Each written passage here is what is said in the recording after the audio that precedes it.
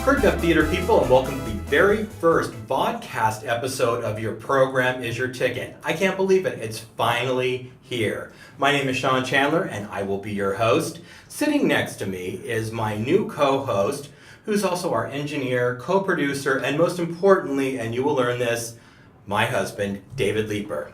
There he is. Say hi, David. Hello, David. Are you excited to be here? I'm very excited to be here. I can't believe you're actually doing this. Finally. I know. It just seems like forever, right? It does feel like forever. I know. It just seems like the right thing to do. Are you nervous? Am I nervous? No, not at all. Why would I be nervous? Okay. Well, that's good because sometimes I'll ask people if they're nervous, and I'll ask them so many times that they'll be like, okay, I'm getting nervous while you're asking me this. But, oh well.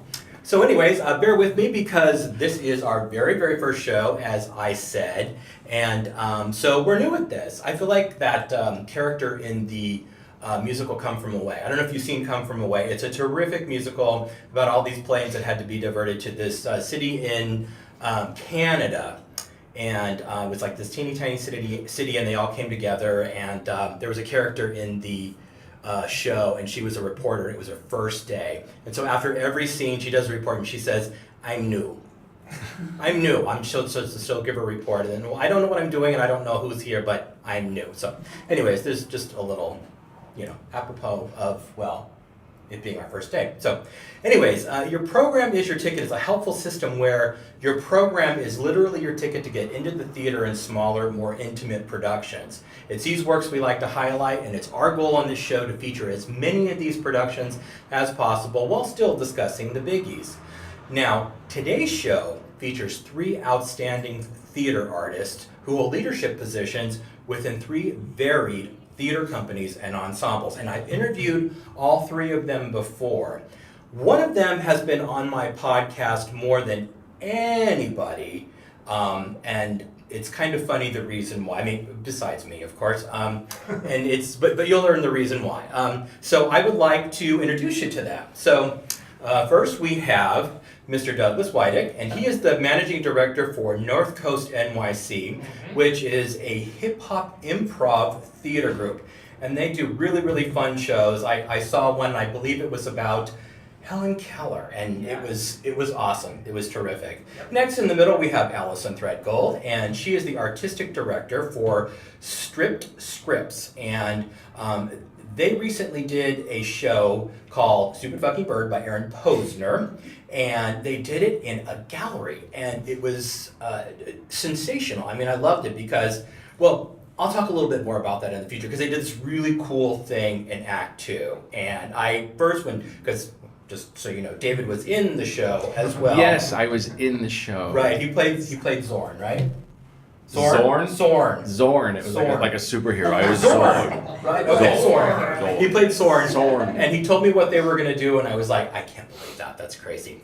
Okay, and then all the way to your right is Mr. Rob Neal. He is a founding member of the New York Neo-Futurists, and they are it's really cool and kind of, well, I'm going to let you describe it, Rob, because of the fact that I think I called it, when I've interviewed you twice, organized chaos, and it's beautifully done. So that's why I picked these 3 particular individuals, because they do 3 different things with their companies, and they all do it so brilliantly well. And so I wanted to bring them on to talk about what it's like to run a theater company, the joys, the disappointments, casting, things like that. So let's go ahead and begin the interview.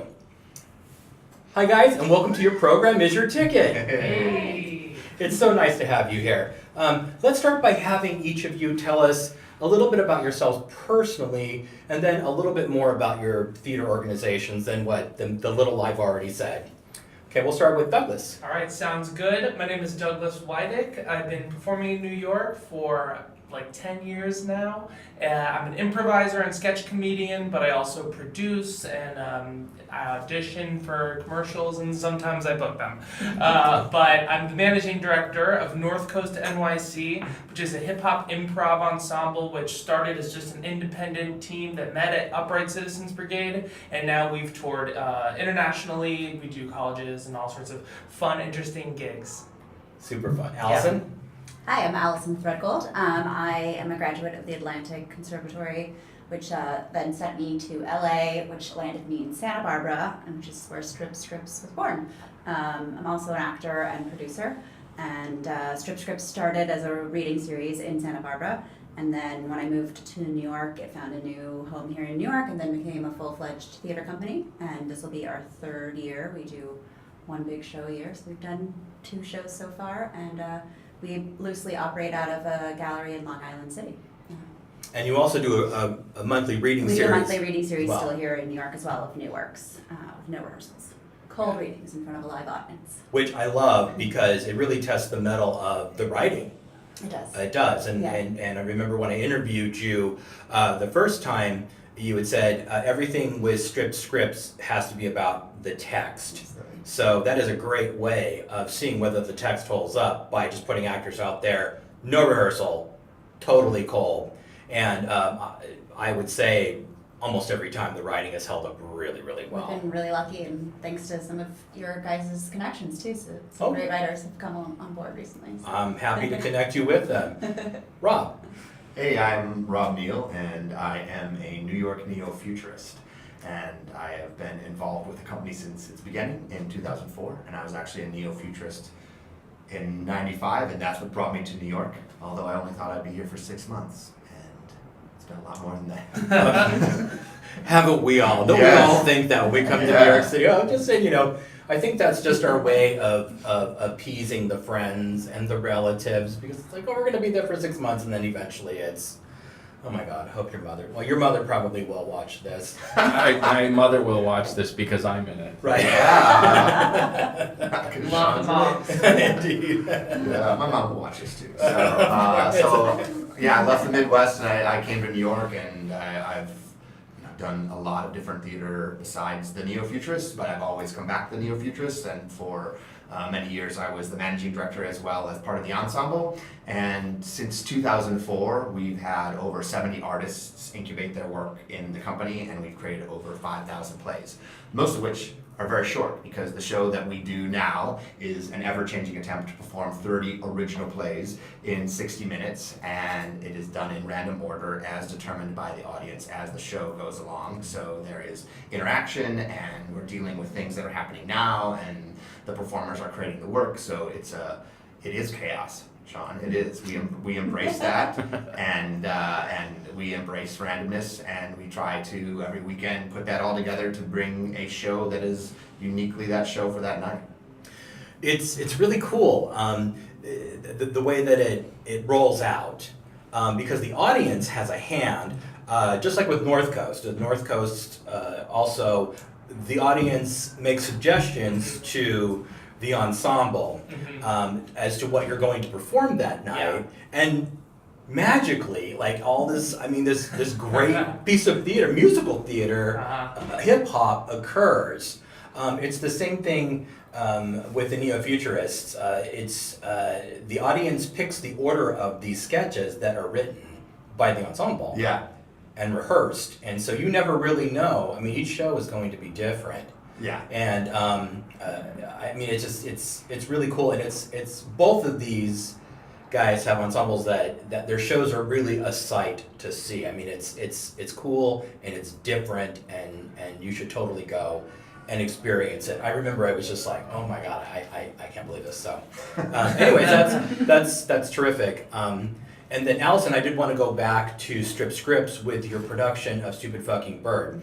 I remember I went in and I interviewed the cast as well. I'd interviewed you and Tana from Strip Scripts before, but I interviewed the cast of Stupid Fucking Bird because my husband's in it, so, nepotism. But anyways, and then I walked through the gallery where you were rehearsing and performing. Now, Stupid Fucking Bird it's done in 3 acts, right? Correct. Okay, so Act 2, he comes in and he says, we're going to do Act 2 in the break room of this gallery. And I remember looking in the break room and I thought, how the hell are you going to do that? And it's a small room, and yet the director made this decision to put the entire audience in the break room, and there's an intimacy to that act that really lent itself to that. That was a really cool, brave decision that could have backfired on you guys, Yeah. but worked beautifully. Thanks. So we all were in the gallery, and we went in the break room, and then we came back out in the gallery for the rest of it. So I think you're all risk takers, and that's the kind of theater I like seeing. So let's talk a little bit about how you go about managing your various companies. How do each of your theater organizations plan your seasons? Well, Go for it. season It's like for us- duke it out as who's gonna answer first. It's Very just- Darwinian. Whoever starts talking first, you win. Wins. My group doesn't really have seasons as much as runs that Okay. we do. And then I feel like our most interesting thing is that we plan little tours, and then we kind of use a date. Like, for example, we just did a 13-day tour of the UK, and we Cool. used the Birmingham Improv Festival as a jumping off point for 6 other cities.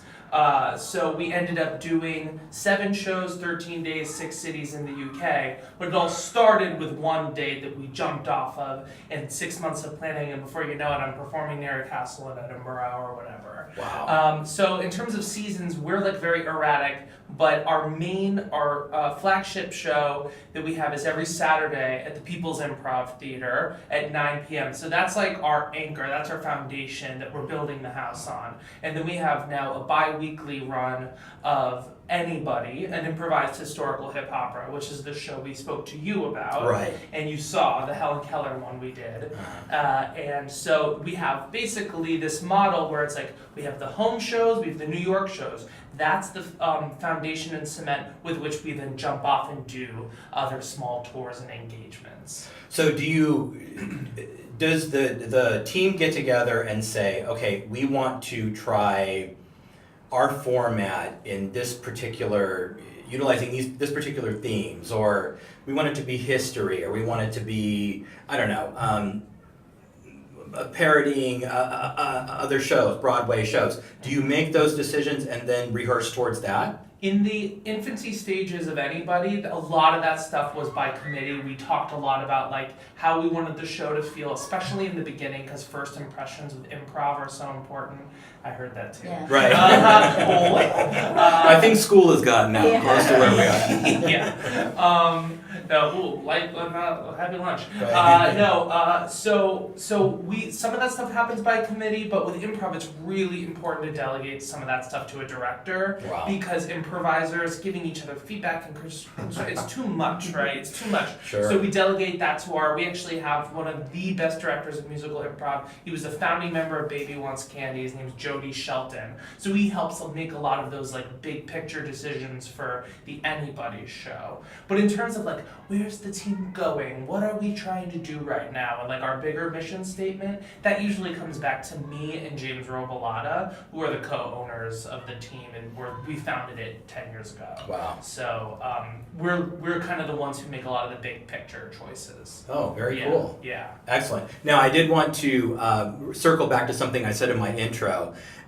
Doug has more performances on Your Program Is Your Ticket than anybody but me. You were talking about me. Right, I was talking about you. And the reason why is because when I went and interviewed you guys, you Yeah. sang a song called Your Program Is Your Ticket. Yeah. And it became my theme song, and I opened the show with it, and I closed the show with it on the podcast.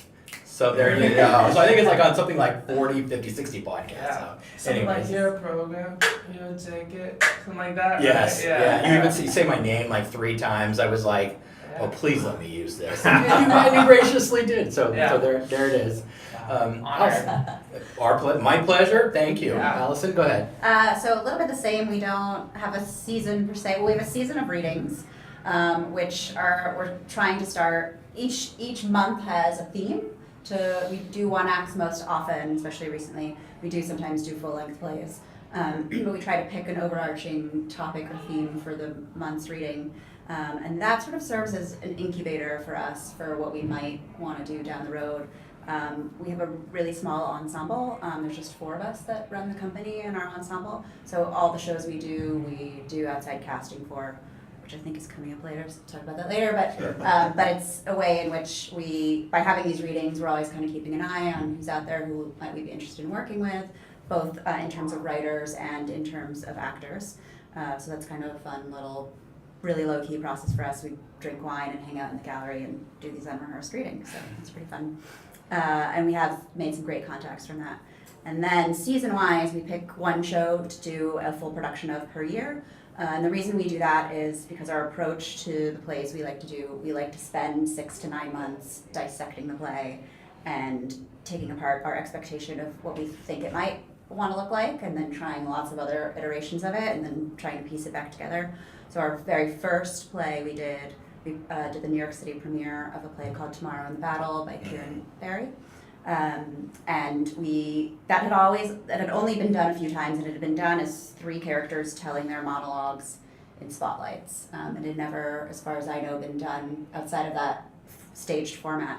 And I kept wanting to experiment with how that might be presented, so we had a score written, and we played around with interacting between the characters since they're in the same story even though they're not speaking to each other. So that's kind of our process and why we only do one show a year, so we can take all this time and in our last show play with this gallery space and see, sky was the limit in that space, and what did we want to do with it, how crazy did we want to be, and how immersive, and so that's kind of our approach.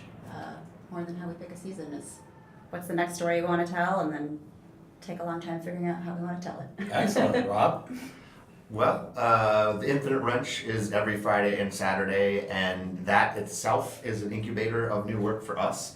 And anywhere from 2 to 12 plays are new every week. So sometimes the first time that the play happens is in front of an audience on Friday night, and we're constantly crafting there. And that's a given. Like, we do that show 50 weeks out of the year, Right. and it's constantly asking for new work and performers to be available to be in runs. And then we try to craft things around that. We have, in the past, selected a 2-show season on top of that out of company-wide salons, because the unique element of the New York Neo-Futurists currently is that our artistic director is the collective ensemble.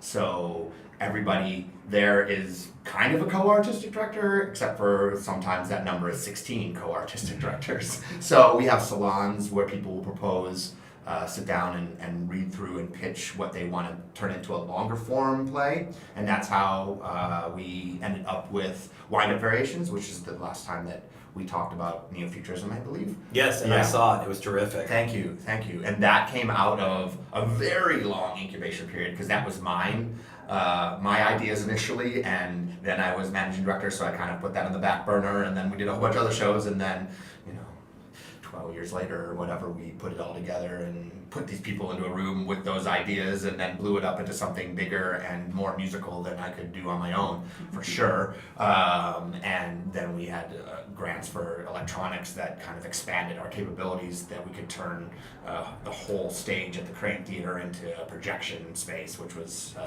a big advancement for us, especially when we were trying to create things on the fly.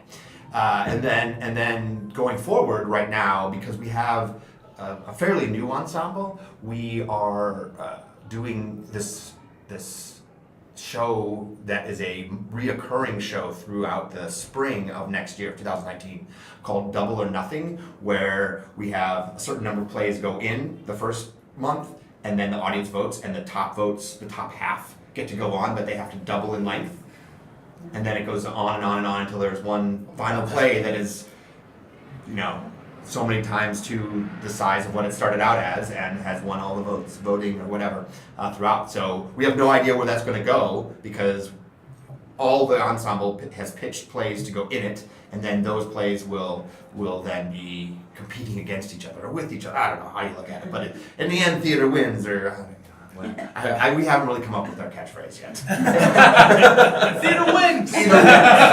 Yes. 10-10 theater win. Let's make theater win overall. Yes. I love it.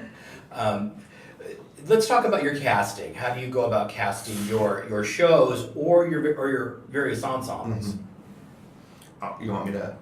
I went You wanna- first last time. I got a. Allison, you want to jump in? You already started on the casting part, so Oh. yeah. Sure, I'll Yeah. jump back in. So as I kind of dipped my toe into it a little bit earlier, casting for us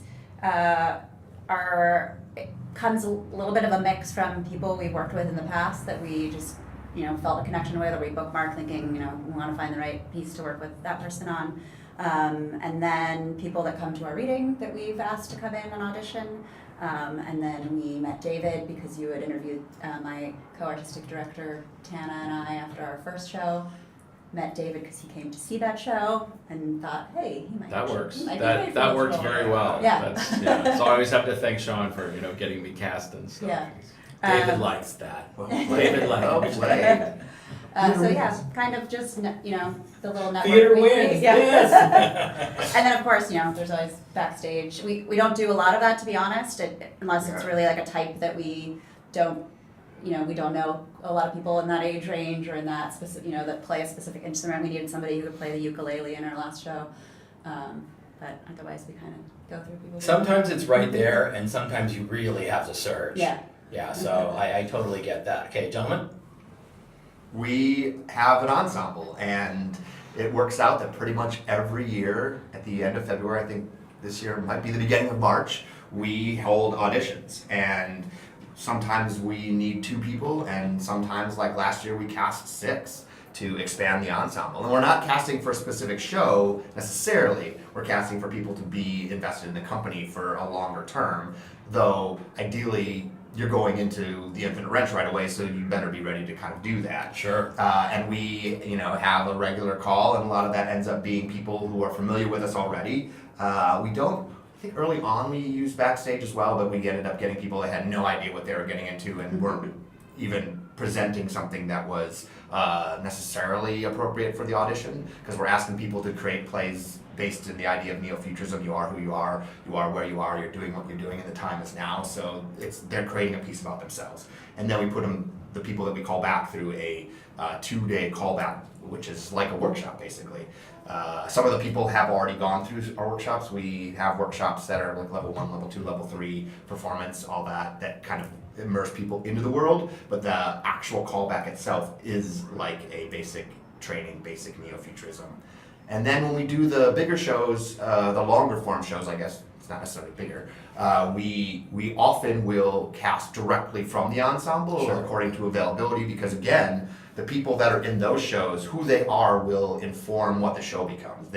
They are playing themselves basically in Right. the situations, and they are partially often creating the material. That's one of the rules, right? Yeah. Yeah, so you have to, when you audition for the neo-futurist for whatever it is, you're auditioning to be a writer, director, and performer all together. Sure. And being able to bring what that is. And part of it is we feel that, everybody's story is valid, and we just give them a platform to put it out there and to collaborate, incubate in the Infinite Wrench every week, and then maybe in a longer form as they get more comfortable doing that or figure out something that they want to take something further. Very cool. Douglas. Amazing. So North Coast has a core cast of improvisers, 9 people who are on the team full time, get all the Google group emails. We're training 2 people right now, so we're calling them like active sit-ins. So 3 to 6 month training period where you're on a lot of emails, you get show offers, and we're cultivating you and weaving you into the team. So once they're added, those 2, will be a core cast of 11. We have 2 beatboxers that we keep kind of on staff. There are 2 beatboxers that we hit up for everything. Then after that, a long list of people we hit up if they're not available.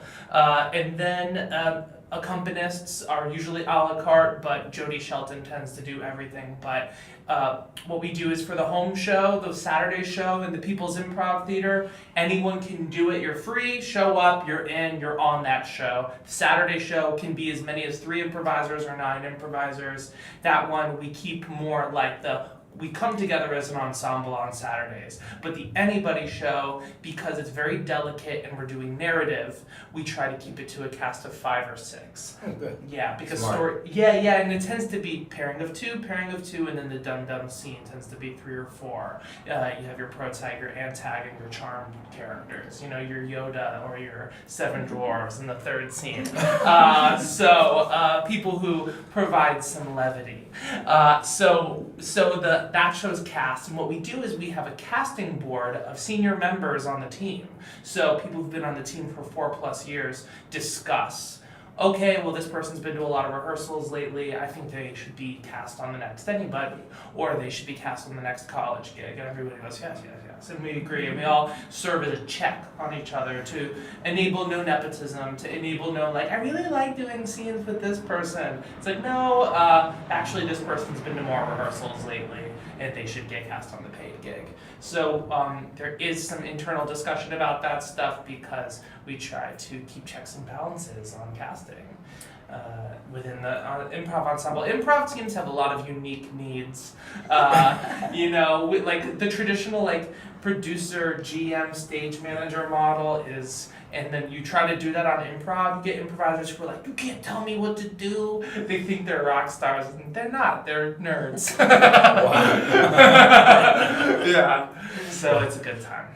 Well, I could talk to you 3 all day long, but we are running out of time. So Already? I know it flew by. Oh my God. So if I could have each one of you, I know I'm gonna do 2 questions in one. Just very quickly, tell me the biggest challenge of running a theater ensemble or theater company, and the biggest reward. Goodness. Who's ready first? Well, biggest challenge is never having enough money. Second The that. funding is tricky. Writing grants is hard. You can get grants for years and then all of a sudden not get them. And box office can only do so much. So that is definitely, now that we've gotten to a certain size, like it's like you need money to keep the operation going. Sure. And to support what that is. And grants are one way, gigs are another way. But we could do a lot. We could have a bigger staff. We could pay people, let to pay our artists more. And that would make things a lot easier, I would think. Although there are lots of theaters that have lots of money and they still struggle. Right, indeed. It's all relative. Biggest reward? I would say the biggest reward is creating a unique community every night that we do the show. Several of us know each other, but a lot of strangers come into the room, and then we just throw all these ideas that activate and inspire and hopefully get people to not only go out and create art, but to think about the world and look at the world and be inclusive. I think that's empowering for me and inspiring, and that's probably why I've been involved with this company since 1995. So you joined when you were 12, right? Yes. Turn on the Chandler 12-year-old taking the canoe out from Chicago to New York. Right, exactly. I don't know why I was telling a canoe there. I would piggyback on the hardest challenge is financial, so I Money, don't need yeah. to delve deeply back into that. And even though we get free rehearsal space through Long Island City artists who are lent this gallery by Plaxall until Amazon comes and takes over the building. For now, we have free space. And then biggest reward, I think, is telling stories in new ways that reinvigorate the audience's idea of what theater can be. I think that's been fun for me. I have a very left brain, right? No, right brain? Which is non-creative. My husband is very Right brain. opposite side of the brain than me, whatever side that is. Right. I always use him as my gauge of if things are going well or not. I forget which one. And just to see like his excitement as a non-theater person originally to sort of hear what we're going to do, like the idea of moving into the break room for the show and think that it's going to be the worst thing ever, and then walk out and be like, it's the coolest thing I've ever seen. Yeah. So that for me is what excites me, like people having reactions like that. He's a good dude. He is. Biggest challenge is workflow and making sure that the things we're spending the most time on aren't getting in the way of the creative labor. Because you can spend so much time on this or that logistical thing, and then you're like, why are we even here? We're supposed to be improvising, right? And it's like, I just spent 2 hours on an itinerary. It's like, let's focus on what counts. And then the other side of it, I mean, and obviously money is the everyday in and out challenge. Like, I've grown up more running this theater company as a human being because I've seen what it requires to make a dollar go that much farther. Sure. Grants, free space, partnerships, sponsorships. It's just, you have to be resourceful. You have to be resourceful. But then the other side of the coin, the rewarding part is when you walk off stage and you got exactly what you needed out of the show that day, and you changed someone in the audience had an experience because of you and a memory they'll have their entire life, you have changed the matter in the room. And taking the fact that someone over in the UK or someone in Iceland has a memory of my show, that to me means that I have made some sort of change in the world or brought levity to their life for an hour. So that's the biggest reward. Wow. Yeah. That's a great way to wrap it up. Because I think all three of your organizations do that. They really do. I know that I've had that experience going to all three of your shows. Thank you. Thank you. Thank you. So this has been great. I'm so glad to have the three of you as our first guests, and so thank you for being with us, Allison, Douglas, and Rob. Thanks for having us. You were amazing. Now, at the end of the show, we'll be putting up social media information for each of these wonderful organizations. We're going to put it up on a little slide so that you can just hit the pause button on whatever you're watching us on, and then you can take down their information, and you should go to their social media sites, their websites, and definitely go to their shows. If they ask for donations, donate. As you just heard, they all three need money. So PayPal.com, honey.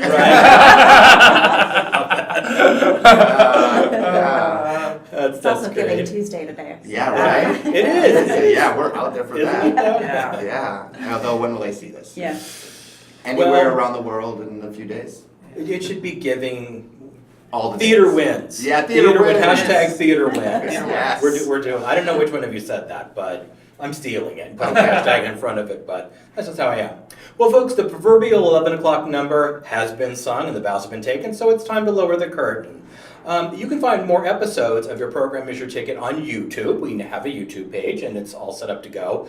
Just search out Your Program Is Your Ticket, and when you go there, hit the subscribe buttons. That's really kind of important and helpful, and it helps our profile, and then you can see when we put up a new show, and tell all your friends to go to that as well. We're on Facebook still at Your Program Is Your Ticket. We're on Twitter at Program Ticket. The website is yourprogramisyourticket.com. And as for fans of the podcast, don't you fret. The audio of this show will be utilized as a podcast and available on iTunes and SoundCloud just like it was before, as well as all the other addresses that I've listed. And I mean, we're everywhere, aren't we?